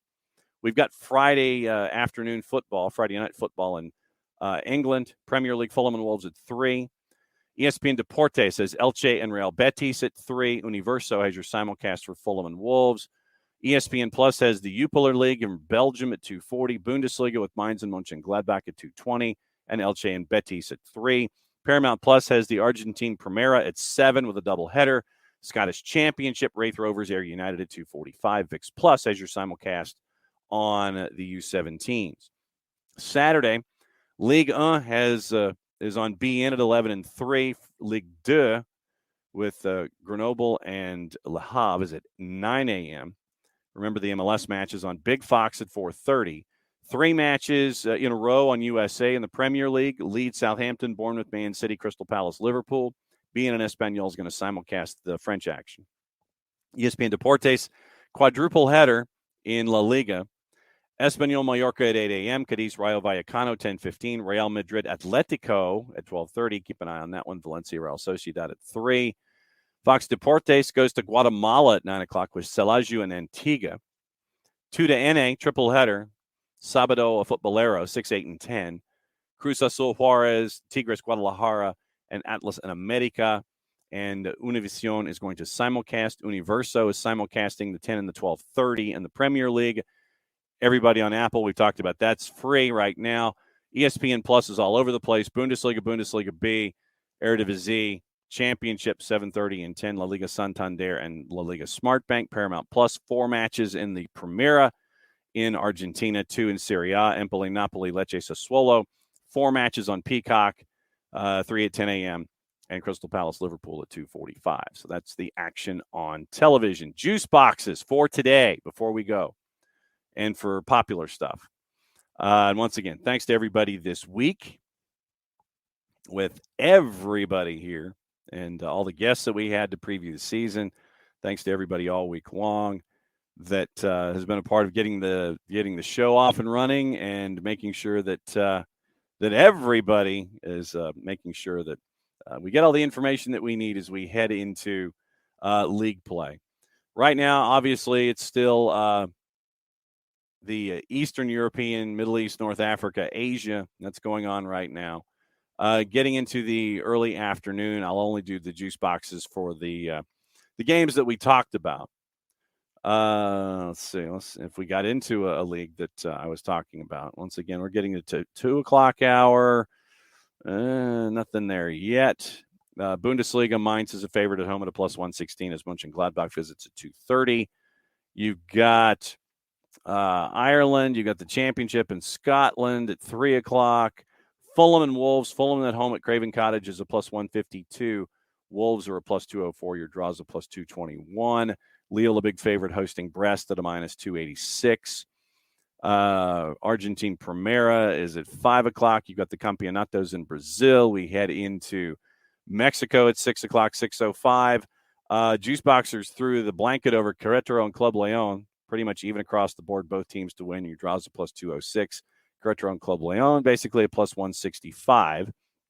LPF in Argentina, Rosario Central at 7 o'clock.